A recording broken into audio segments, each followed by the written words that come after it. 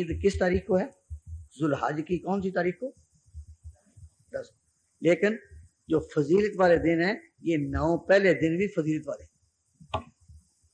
صرف عید کے انتظار میں نہ رہنا، یہ تو پہلے 10 دن ہیں۔ جب چاند ہو جائے ذوالحج کا تو یہ دن سارے نیکی کے ہیں، یہاں گناہ بھی کرو تو عذاب ڈبل ہے، نیکی بھی کرو تو ثواب و فضل۔ یہ اللہ کے قرب کے دن عید سے شروع ہیں یا پہلے سے؟ پہلے سے۔ اور اللہ تعالیٰ نے ان دنوں کی عظمت کی قسم کھائی۔ قرآن کریم میں ایک سورہ ہے سورہ فجر، سنی کبھی؟ تو فرمایا والفجر ولیال عشر والشفع والوتر واللیل اذا یسر، والفجر، اس فجر کی قسم، یہ فجر وہی ہے جو 10ویں تاریخ کی فجر ہوگی جس کے بعد جانور اللہ کی راہ میں قربان ہوں، وہ فجر۔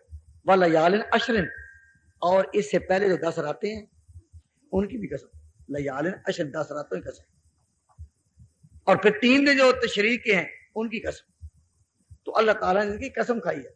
تو آپ ابھی سے ارادے کریں کہ ان 10 راتوں کی یا 10 دنوں کی تکریم اور عزت کو قائم رکھنا ہے۔ رمضان میں کتنے لوگ تھے جو نمازی تھے، لیکن جب رمضان جاتا ہے پھر نماز چھوڑ دیتے ہیں نا۔ تو میں آپ سے یہ عرض کر رہا ہوں کہ آج ارادہ کریں کہ کم از کم وہ 10 دن جب آنے والے تو ان 10 دنوں میں تو کم از کم ہر چیز کی پابندی کرو گا۔ یہ مبارک وقت معلوم نہیں کب زندگی کا چراغ بجھ جائے۔ یقین وعدہ فردا سے دل ہر دم دھڑکتا ہے، یقین وعدہ فردا سے دل ہر دم دھڑکتا ہے، مبادا شام کوئی آ جائے شام بے سحر ہو کر۔ ہر انسان کی زندگی پر ایک شام ایسی بھی آنے والی ہے جس کی صبح نہیں ہوگی۔ آج صبح ہوتی ہے آپ شام کی امید میں ہیں، شام ہوتی ہے آپ صبح کی امید میں ہیں، لیکن یاد رکھو ایک ایسی شام آنے والی ہے جس کی صبح نہیں ہوگی، یہ ایک ایسی صبح آنے والی ہے جس کی شام نہیں ہوگی۔ وقت جا رہا ہے، تیزی سے گزر رہا ہے۔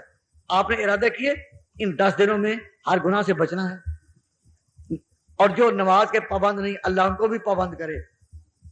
ان دنوں کا گناہ بھی بڑا اور جو اجر ہے وہ بھی بہت بڑا۔